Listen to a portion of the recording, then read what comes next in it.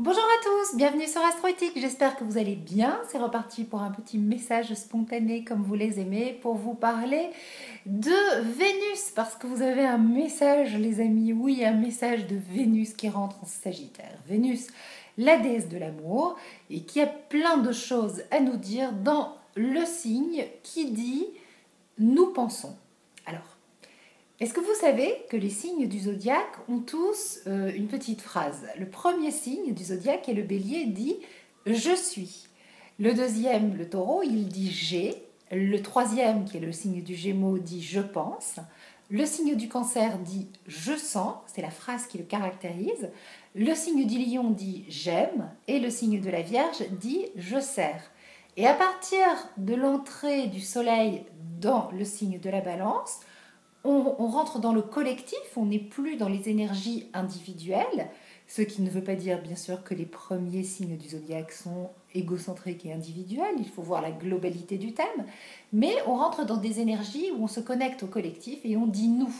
Et donc la balance dit nous sommes, le scorpion dit nous avons, le Sagittaire dit nous pensons, le Capricorne il dit, ça y est j'ai perdu mon fil, nous sentons, le Verseau, je vais y arriver, il dit nous aimons, et le Poisson il dit je sers. Vous avez vu, je fais comme ça, j'ai mon petit copion, c'est honteux pour une astrologue. Bon, alors, qu'est-ce qu'elle vient nous dire cette entrée de Vénus dans le signe du Sagittaire? Moi, je pense qu'il est temps de penser à notre façon d'aimer et de se préparer tout doucement à ces énergies nouvelles qui sont de plus en plus en marche, qui vont nous galvaniser et nous apporter le meilleur en 2015, qui pour moi est vraiment une année très intéressante. Ça va être l'année, je pense, du saut quantique de notre âme, une année de reconstruction. Et donc il est vraiment intéressant de penser tant individuellement et collectivement à notre façon d'aimer, sans se faire de nœuds au cerveau, surtout pas, parce que vous savez, le signe du Sagittaire, il a une vision très large des choses et il vise à une dilatation, à une jouissance, à un bien-être, à un optimisme, à des valeurs de confiance. Et c'est vraiment vers là qu'on doit aller. Donc, la proposition que je vous fais, eh bien, c'est de débrancher votre vieil ordinateur émotionnel, un peu obsolète, celui qui contient, vous savez, ces fausses croyances, celui qui ne sait pas vraiment qui vous êtes, parce qu'en fait, vous êtes tellement obstrué par des messages qu'on vous a inoculés, qu'on vous a transmis et appris de façon explicite et implicite, que vous identifiez à tout ça et vous n'êtes plus au contact de votre âme, de votre véritable nature.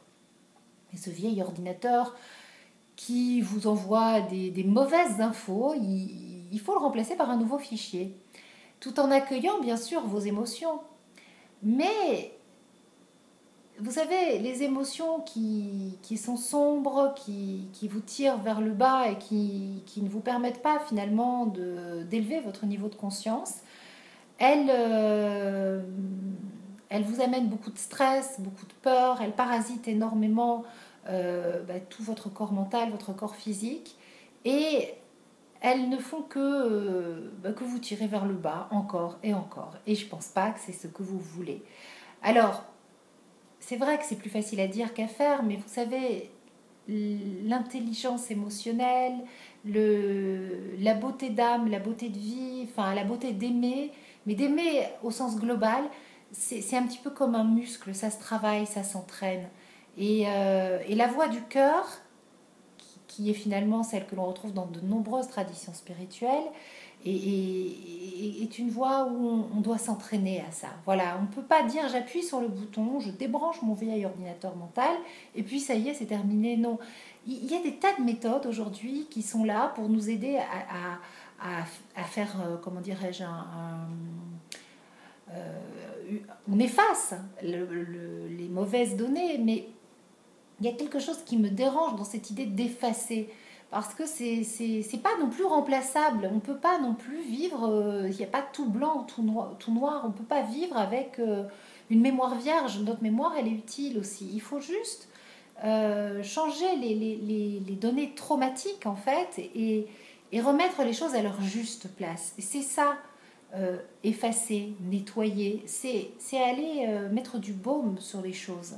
Après, ben là, les techniques de nettoyage, d'effacement, elles sont efficaces. Donc il y a vraiment, je dirais, une notion, une idée de penser, votre évolution, le fait que vous voulez aimer autrement, aimer la vie, enfin vivre une belle histoire d'amour avec vous-même, avec votre existence, avec cette vie que vous avez choisi d'incarner, eh bien, soyez, ne soyez pas trop radical dans ce changement.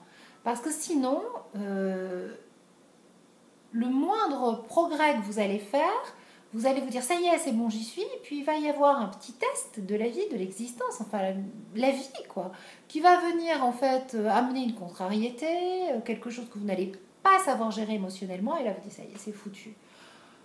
Encore une fois, alors que c'est pas comme ça que ça se passe. Eh ben, ok, je n'y arrive pas encore, c'est pas grave, ok, je vais continuer à travailler sur ça. Visiblement, cette émotion-là est plus forte que tout. Visiblement, ce stress qui remonte à la surface, c'est quelque chose qui vient me parler très fort. Je le vis de façon exagérée, exponentielle, ça n'est pas bon pour moi, pour ma santé, pour mon âme, voilà, ça n'est pas ce à quoi j'aspire. Mais pour autant, c'est peut-être un message important. En tout cas, ça vient me dire que je ne sais pas faire. Donc, l'émotion négative qui remonte, elle peut aussi être un véritable warning, une véritable information qu'on doit prendre en compte. Il faut tout accueillir, le positif comme le négatif. Voilà. Et donc, je voudrais revenir sur quelque chose que je vous ai dit. Je dis, quand on remplace les pensées négatives par des pensées positives, oui, parce qu'il vaut mieux cultiver et entretenir des pensées supérieures. Mais la pensée négative, on ne doit pas faire annulation, efface, efface, efface. Attends, ça vient te dire quelque chose. Accueille-la, écoute-la, prête-y attention. Ça vient te dire bah, déjà que c'est pas forcément bon pour toi et pas adapté, mais tu peux pas l'effacer, sinon ça va ressortir. Voilà. Est-ce que je me suis bien fait comprendre? Je l'espère.